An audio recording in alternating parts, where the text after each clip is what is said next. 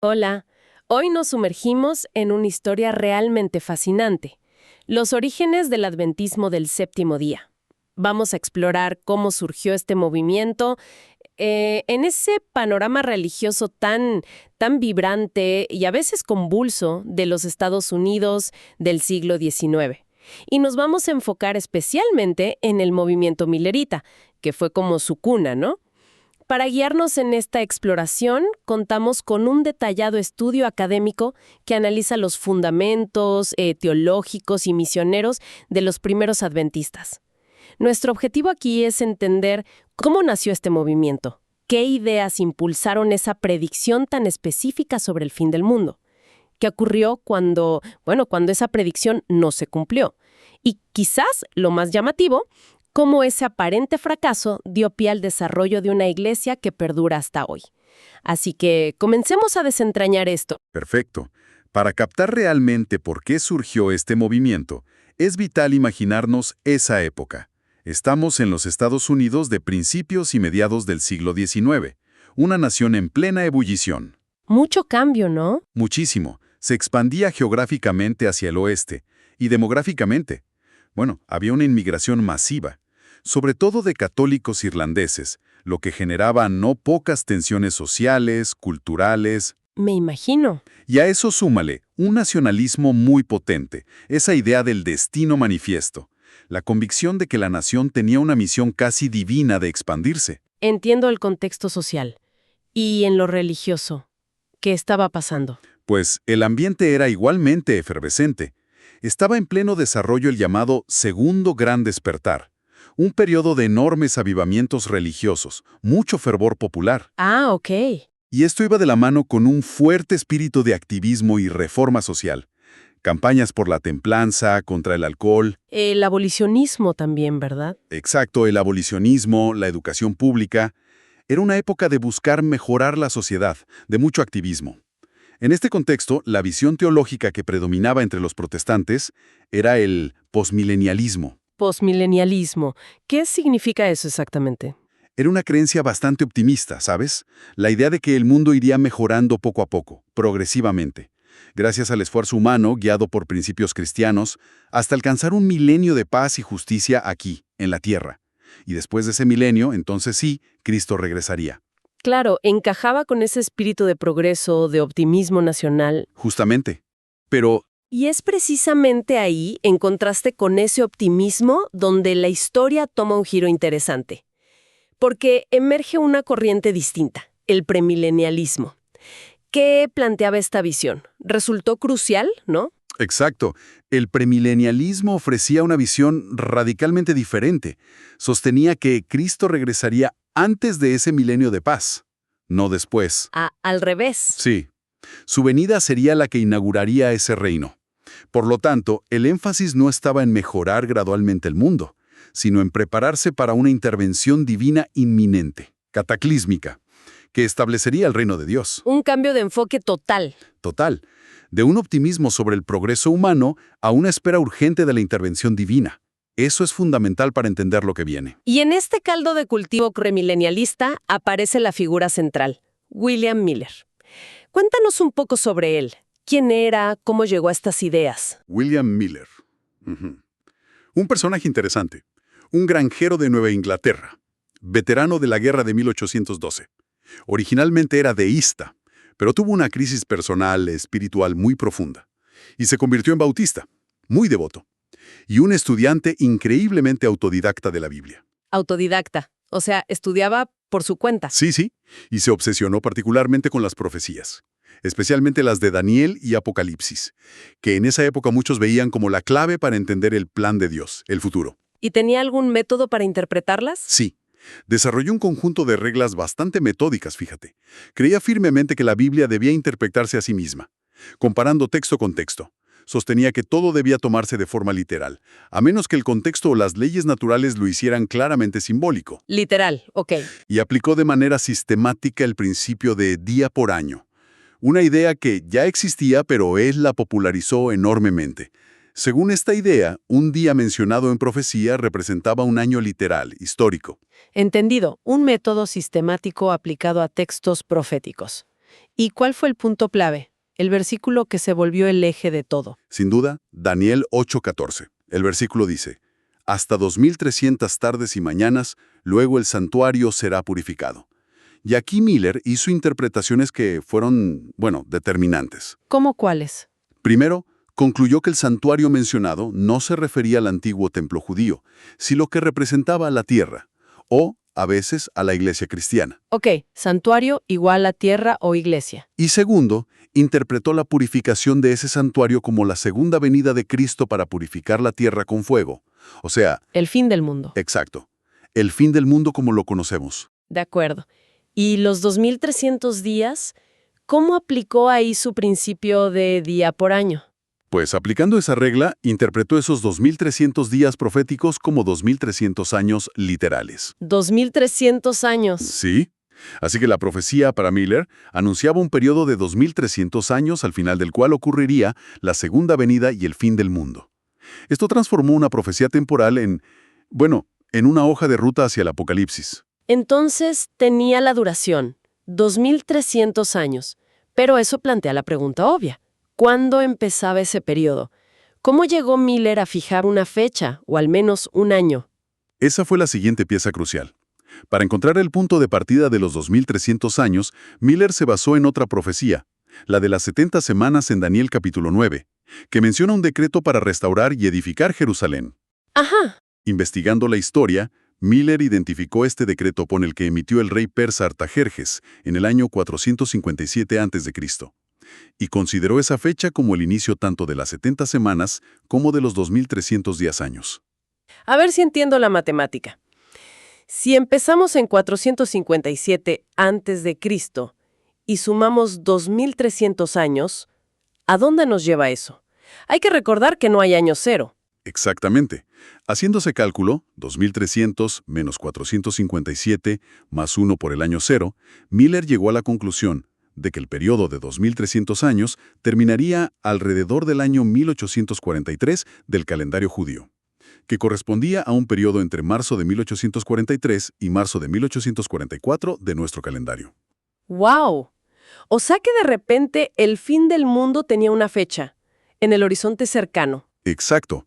Y esa especificidad, basada en un cálculo bíblico que parecía tan riguroso, fue lo que le dio tanta fuerza a su mensaje. Imagino que no se basó solo en este cálculo. Buscó otras confirmaciones. Sí, claro. Buscó activamente corroboración en otras líneas proféticas de Daniel, las bestias de Daniel 7, los tiempos de Daniel 12 y del Apocalipsis. Las interpretaba de manera que todas parecían converger en esa misma época. Y los eventos de su tiempo. Los usaba también. Sí, él y sus seguidores veían señales de los tiempos en eventos contemporáneos. Hubo un ejemplo muy impactante. La predicción de Josiah Leach, un colaborador de Miller. Basándose en Apocalipsis 9, Leach predijo que el poder efectivo del Imperio Otomano terminaría en agosto de 1840. ¿Y qué pasó? Pues resulta que ciertos acontecimientos políticos en el Imperio Otomano parecieron confirmar esa predicción, y eso generó una enorme conmoción. Le dio una gran credibilidad al método interpretativo millerita, ¿entiendes? Claro, como una prueba tangible. Exacto.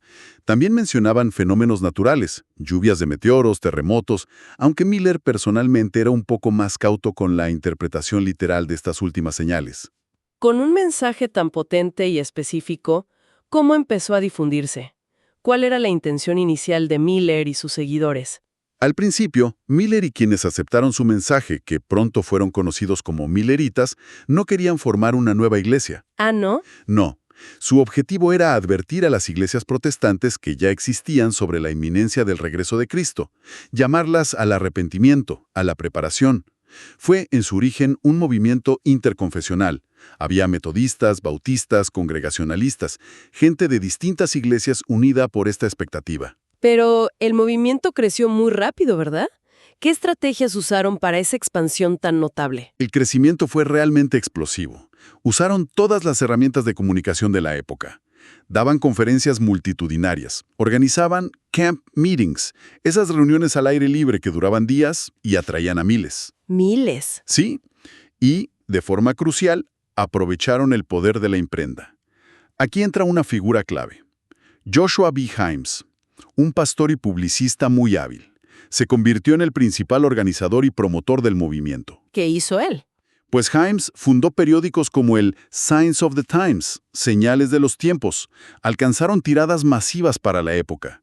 Incluso desarrollaron una logística impresionante. Distribuían folletos y publicaciones gratis en los puertos. ¿En los puertos? ¿Para qué? Para que los marineros los llevaran por todo el mundo. Querían que el mensaje del fin inminente llegara a todos lados. Una visión global ya desde entonces. Mencionaste que al principio era interconfesional. ¿Cómo reaccionaron las iglesias establecidas ante este mensaje y este movimiento que crecía tanto? Ahí empezaron las fricciones. La visión inicial de los mileritas sobre Babilonia, esa entidad corrupta de Apocalipsis, era la visión protestante estándar, la Iglesia Católica. Lo normal en esa época. Sí. Pero a medida que el mensaje de Miller ganaba adeptos y la fecha se acercaba, muchas iglesias protestantes y sus líderes empezaron a oponerse, firmemente. ¿Qué criticaban? Sobre todo, la fijación de fechas específicas para la venida de Cristo. Les parecía presuntuoso, antibíblico. Y rechazaban las interpretaciones proféticas de Miller. Teólogos académicos importantes como John Dowling, Moses Stuart, George Bush publicaron refutaciones. Académicos reconocidos. Sí. Stuart, por ejemplo, era un hebraísta muy respetado. Atacó la hermenéutica literalista de Miller, proponiendo un enfoque más histórico-gramatical de las profecías. Entiendo. La oposición crecía. ¿Cómo afectó esto al propio movimiento millerita y a su mensaje central? Especialmente cuando llegó el año 1843-1844. La expectación alcanzó su punto máximo en ese periodo. Dentro del movimiento surgieron debates intensos sobre la fecha exacta. ¿No estaban seguros? Había dudas. ¿Debían usar el calendario gregoriano común o el calendario judío caraíta, una tradición que difería del rabínico estándar? Y algunos creían más fiel a los tiempos bíblicos. ¿Estaba la purificación del santuario conectada con alguna fiesta judía anual? ¿Mucha especulación interna entonces? Muchísima. Y fue un predicador llamado Samuel Snow quien impulsó con fuerza lo que se conoció como el movimiento del séptimo mes. Él argumentó que la purificación del santuario de Daniel 8:14 debía coincidir con el día de la expiación judío, el Yom Kippur, que se celebra en el séptimo mes del calendario religioso judío. Y mientras debatían la fecha exacta, ¿qué pasaba con su relación con las iglesias que los rechazaban? Siguió empeorando. Sí, y ese rechazo tuvo un impacto teológico profundo. A medida que más iglesias protestantes condenaban el mensaje millerita y en muchos casos expulsaban a los miembros que lo aceptaban. Los expulsaban. Sí. Entonces, la visión millerita de Babilonia cambió drásticamente. Empezaron a aplicar esa etiqueta de Babilonia caída a esas mismas iglesias protestantes. Vaya cambio. Total. Un sermón muy influyente de otro líder, Charles Fitch, titulado Salid de ella, pueblo mío, basado en Apocalipsis 18, se convirtió en un grito de guerra. La justificación teológica era que, al rechazar la luz del mensaje adventista, como ellos lo veían, estas iglesias habían caído de la gracia de Dios. Entonces la misión cambió. Exacto. Ya no era solo advertir dentro de las iglesias, sino llamar a los creyentes a salir de ellas. Esto se volvió central en la última fase. Así que, con esta nueva urgencia y la idea de salir de las iglesias caídas, finalmente establecieron una fecha definitiva. Sí, basándose en los cálculos del movimiento del séptimo mes y usando el calendario caraíta, fijaron la fecha para el regreso de Cristo, el 22 de octubre de 1844. El 22 de octubre de 1844. Cosechas sin recoger, cerraron negocios. ¿En serio? ¿Tan convencidos estaban? Totalmente. Se reunieron en oración, en espera, preparándose devotamente para encontrarse con Jesús en las nubes. La tensión emocional, espiritual, era inmensa. Pero el 22 de octubre llegó y pasó. Cristo no regresó. ¿Qué sucedió entonces? ¿Cómo se vivió ese momento? Debió ser terrible. El impacto fue devastador. Ese día y los siguientes se conocen en la historia adventista como la Gran Decepción. La Gran Decepción. Sí. Fue una desilusión pública, amarga, profundamente confusa. La prensa secular se burló cruelmente de ellos. Dentro del movimiento hubo llanto, desorientación, cuestionamientos agónicos. Miles abandonaron la fe milerita. Se sentían avergonzados, engañados o simplemente equivocados. Parecía el fin absoluto y vergonzoso del movimiento. Claro, la gran pregunta es, ¿cómo es posible que algo sobreviviera a un fracaso profético tan específico y tan público? Precisamente, parecería el final lógico de la historia. Pero sabemos que no lo fue. ¿Qué ocurrió en medio de esa desolación? ¿Cómo se explica la continuidad? Sí, ¿cómo? Aquí es donde la historia da un giro realmente notable. Aunque la gran mayoría de los mileritas se dispersaron o volvieron a sus antiguas iglesias, un grupo pequeño, pero muy tenaz, se negó a abandonar por completo su experiencia. Ah, sí. ¿Qué hicieron? Llegaron a una convicción sorprendente. La fecha, el 22 de octubre de 1844, había sido correcta. Dios la había señalado proféticamente. El error no estaba en el cálculo del tiempo, sino en la comprensión del evento que debía ocurrir en esa fecha. Fascinante. Mantuvieron la fecha, pero cambiaron el evento esperado. ¿Cuál fue esa reinterpretación crucial que les permitió seguir adelante? Desarrollaron lo que se conoce como la doctrina del santuario. Volvieron a analizar Daniel 8:14. Luego el santuario será purificado. Y la nueva interpretación fue radicalmente diferente. A ver. Primero, el santuario que debía ser purificado no era la tierra, era el santuario celestial. Un lugar en el cielo. Un lugar literal en el cielo, sí, donde Cristo ministra como sumo sacerdote. El santuario terrenal del Antiguo Testamento era solo un modelo, un tipo de este. Ok, el santuario está en el cielo.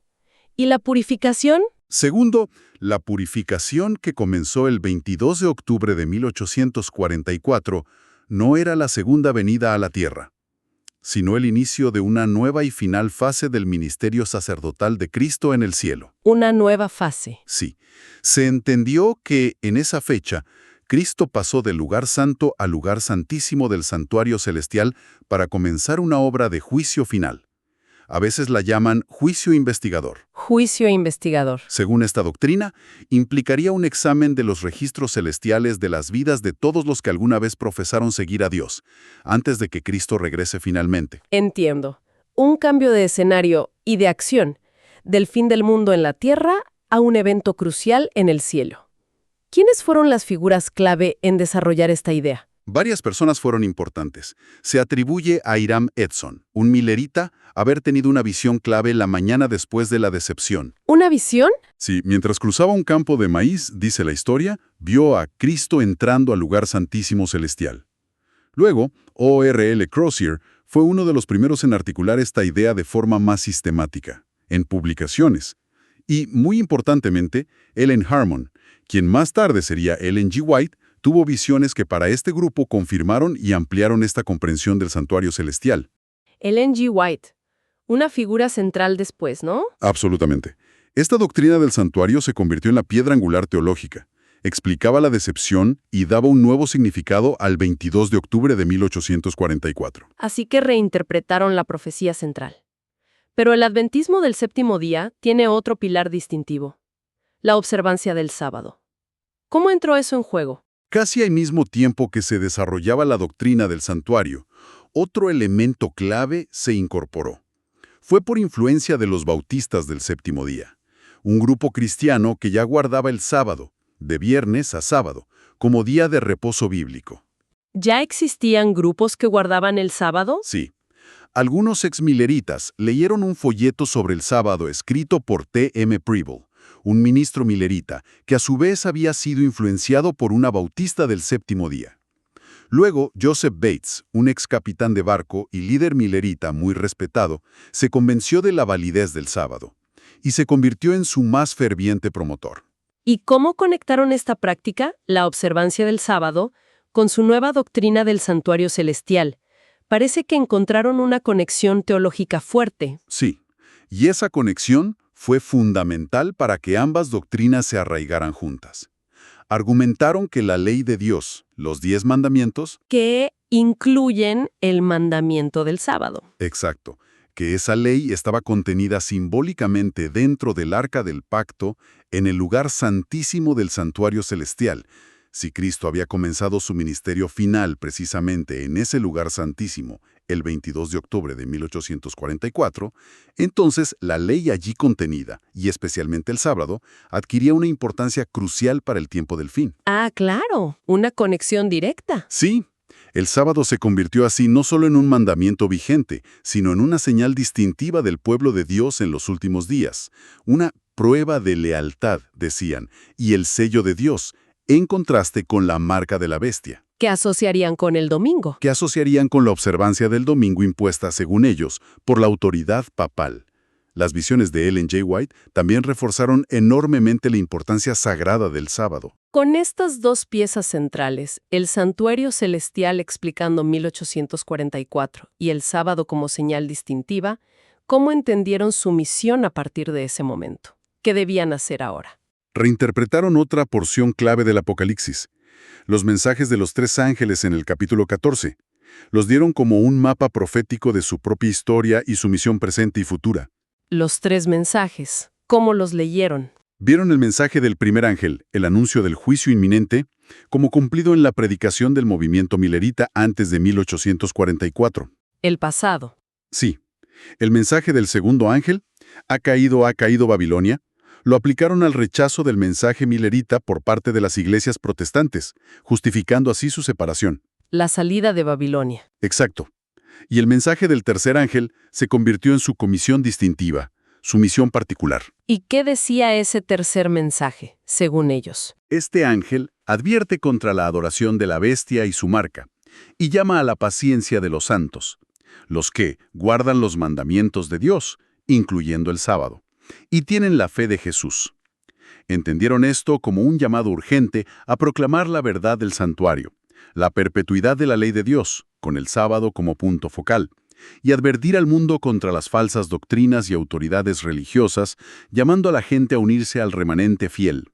Es increíble cómo, a partir de lo que parecía una derrota total, una decepción absoluta, surgió una teología tan particular y un nuevo sentido de propósito tan fuerte. ¿Cómo se consolidó esto en una iglesia organizada? Porque al principio eran solo grupos dispersos, ¿no? Exactamente. Este grupo, que empezó a llamarse Adventistas Sabatistas y se veían a sí mismos como el remanente fiel de Dios descrito en la profecía, gradualmente forjó una identidad teológica única. Lo que comenzó como un esfuerzo por dar sentido a un fracaso profético, se transformó en los cimientos de una nueva denominación. ¿Y cuándo se organizaron formalmente? El proceso fue paulatino, pero en 1860 adoptaron oficialmente el nombre de Adventistas del Séptimo Día, justamente para distinguirse de otros grupos adventistas que no aceptaban el sábado ni la doctrina del santuario. Ah, había otros grupos que surgieron también. Sí, hubo varias ramificaciones después de la decepción, y en 1863 formaron la Conferencia General, estableciendo una estructura administrativa formal para coordinar la obra de las iglesias locales, las misiones. ¿Y Ellen White? ¿Qué papel jugó en esta organización? A lo largo de todo este proceso de desarrollo doctrinal y organizacional, sus visiones fueron consideradas por el grupo como una guía inspirada. El espíritu de profecía le llaman. Y jugaron un papel absolutamente central en dar forma y cohesión a la naciente iglesia. Ha sido un recorrido intenso, ¿eh? Desde el fervor religioso y las expectativas apocalípticas de mediados del siglo XIX en Estados Unidos, pasando por las esperanzas desbordadas y la amarga desilusión del movimiento milerita, hasta llegar al nacimiento bastante inesperado de un marco teológico distintivo y eventualmente una iglesia mundial como la Adventista del Séptimo Día. Sí, y creo que lo verdaderamente fascinante aquí tiene como 2 caras, ¿no? Por un lado vemos el poder inmenso que puede tener la interpretación de las Escrituras, sobre todo la profecía apocalíptica. Cómo puede movilizar a miles de personas, definir su visión del mundo, de la historia, e impulsar acciones drásticas. Totalmente. Y por otro lado, es un caso de estudio notable sobre la resiliencia de una comunidad de fe. Muestra cómo un grupo puede enfrentar lo que externamente parece un fracaso catastrófico, una profecía central muy pública que no se cumple, y en lugar de desintegrarse, logra reinterpretar esa experiencia de una manera que no solo les permita sobrevivir, sino que les da un nuevo y poderoso sentido de identidad, de propósito, de misión. Esa capacidad de adaptación teológica después de 1844 es realmente llamativa. Sí, es impresionante esa capacidad de encontrarle un nuevo significado a todo. Y reflexionando sobre todo esto, surge una pregunta interesante para seguir pensando, ¿no? Si esa fecha específica de 1844 y la doctrina del santuario celestial, nacidas de esa reinterpretación post-decepción, se volvieron tan absolutamente centrales para la identidad y la misión adventista del séptimo día, ¿cómo creen que la continua demora de la segunda venida, mucho más allá de lo que incluso esa generación post-1844 esperaba, ha seguido y sigue moldeando la comprensión que tiene este grupo sobre su propósito, sobre su urgencia misionera, su lugar en el mundo a largo plazo? Es algo que seguramente ha generado reflexión y adaptación a lo largo de su historia posterior. Una pregunta para dejar picando. Muchas gracias por acompañarnos en esta exploración profunda de los complejos y fascinantes orígenes adventistas. Hasta la próxima.